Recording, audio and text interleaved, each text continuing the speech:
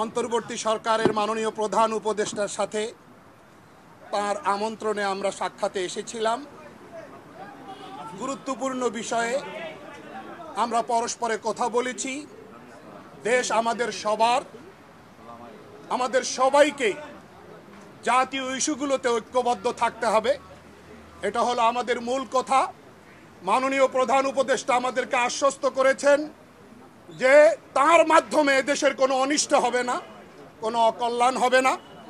এই রকম বিষয়গুলো নিয়ে আমরা কথা বলেছি। সংস্কার, বিচার এবং নির্বাচন ইস্যুগুলোতে আমরা কথা বলেছি। আমরা সমমনা ইসলামী দলগুলো আজকে একত্রিত হয়ে আসছিলাম। ইসলামী আন্দোলন বাংলাদেশের মোহতারাম আমির হযরত মাওলানা মুফতি সৈয়দ রেজাউল করিম সাহেব পীর সাহেব চরমনাই তিনি আসছিলেন।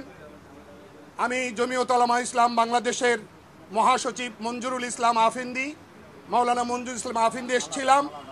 খেলাফত মজলিসের মহাসচিব ডক্টর আহমদ আব্দুল কাদের সাহেব আসছিলেন। এরকম অন্যান্য ইসলামী দল, বাংলাদেশ খেলাফত মজলিস ইসলামী ঐক্যজোট নিজাম ইসলাম পার্টি, ওনারাও আমির মহাসচিবগণ আসছিলেন। আমরা হেফাজত ইসলামের সম্মানিত মহাসচিব হযরত মাওলানা সাজিদুর রহমান সাহেব তিনি আসছিলেন।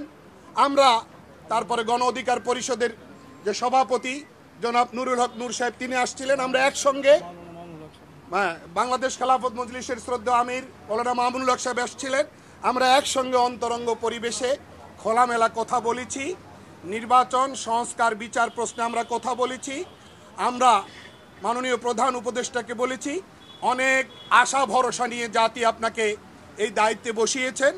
আপনি ধৈর্য, সাহসিকতা এবং প্রজ্ঞার সাথে আপনি সকল রকম দেশ বিরোধী, রাষ্ট্রবিরোধী চক্রান্ত রুখে দিয়ে আপনি মৌলিক সংস্কারগুলো শেষ করবেন এবং জাতিকে আপনি একটি কাঙ্ক্ষিত নির্বাচনের সুনির্দিষ্ট সময়সীমা দেবেন।